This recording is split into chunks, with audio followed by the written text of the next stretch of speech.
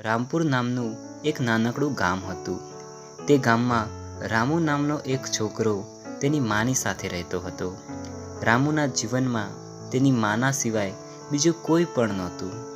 રામુની મા ઘરનું કામકાજ કરતી અને રોજ સવાર અને સાંજ ભગવાનની પૂજા કરતી.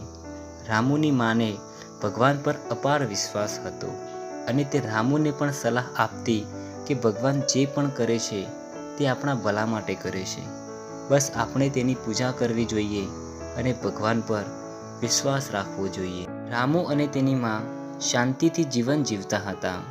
પરંતુ અચાનક તે ગામમાં કોઈ ભયંકર મહામારીના કારણે બધા ગામવાસીઓને તે ગામ છોડી બીજા ગામમાં જવાનું કહેવામાં આવ્યું.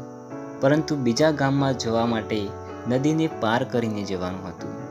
બીજા દિવસે બધા ગામવાસીઓ પોતપોતાનો સામાન લઈ હોડીમાં બેસવા તૈયાર થઈ ગયા. રામુ અને તેની મા પણ હોડીમાં બેસી ગયા.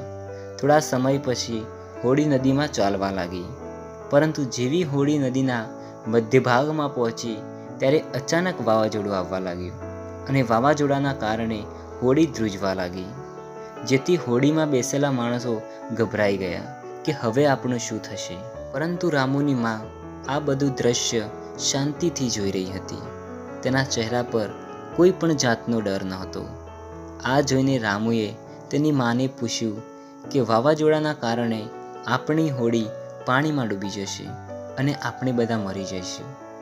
બધા લોકો ડરના કારણે ધ્રુજી રહ્યા છીએ.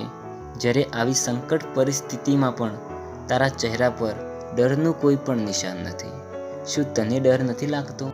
દીકરાની વાત સાંભળીને માએ પોતાના સામાનમાંથી છરી કાઢી અને રામુના ગળા પર રાખી અને રામુને કહ્યું કે હવે બોલ, તને ડર લાગે છે કે નહીં? આ સાંભળીને રામુએ તેની માને કહેવા લાગ્યો કે હું તારાથી કેમ ડરું?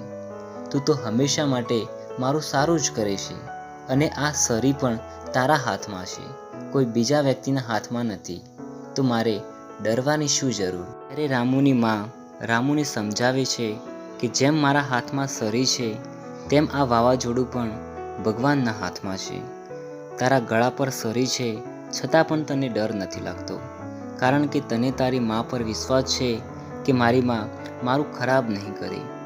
તેવી રીતે મને પણ ભગવાન પર વિશ્વાસ છે કે તે આપણને કંઈ પણ નહીં થવા દે, એટલે કે આ વાવાઝોડાથી તે આપણને જરૂર બચાવશે.